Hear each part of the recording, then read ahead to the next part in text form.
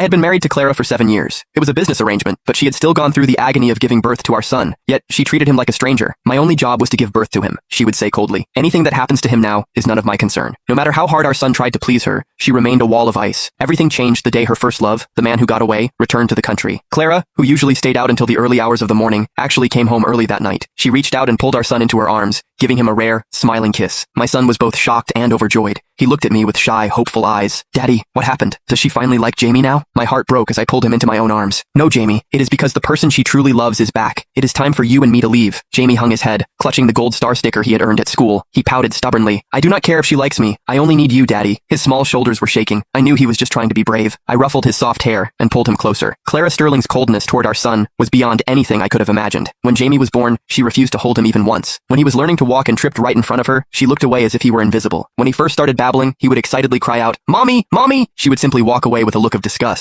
It was as if Jamie's very presence poisoned the air she breathed. But Jamie was persistent. He would call out to her again and again, chasing her small shadow until he was ignored so thoroughly that he would come back to me, defeated. Even then, his love for her never faded. Watching him broke my heart, but I was powerless to change her. Later, when Jamie first learned to write, he scribbled the word "mommy" in shaky letters. He was so excited to show it to Clara. He stood outside her bedroom door, holding that piece of paper like a treasure. His eyes were full of hope. But then, he heard Clara talking to a friend on the phone. Her voice was dripping with resentment. If I had not been worried about the medical risks of ending the pregnancy, I never would have had him. He is not the child I wanted. But I guess he is useful for one thing. At least he secured my position within the family empire. Jamie's little body froze. The paper slipped from his fingers and drifted to the floor. From that day on, he never called her mommy again. Now, he curled up in my arms and whispered, "Daddy, do we really have to leave? She just kissed me. Maybe she finally realized I am a good boy." I looked into his eyes. They were clear and full of a painful mixture of hope and fear. He carefully opened his hand. In his palm sat a small chocolate shaped like a superhero. "Look, Daddy, she gave me this candy. She must like me. She is going to start loving me now. I will be so good, okay?" He was desperate to prove to me that he was a child who could be loved by his mother. My heart felt like it had been pierced by a dull needle. How could I tell him that his mother was only happy because the man who owned her soul was finally back? I hugged him tight and whispered in his ear, "Jamie,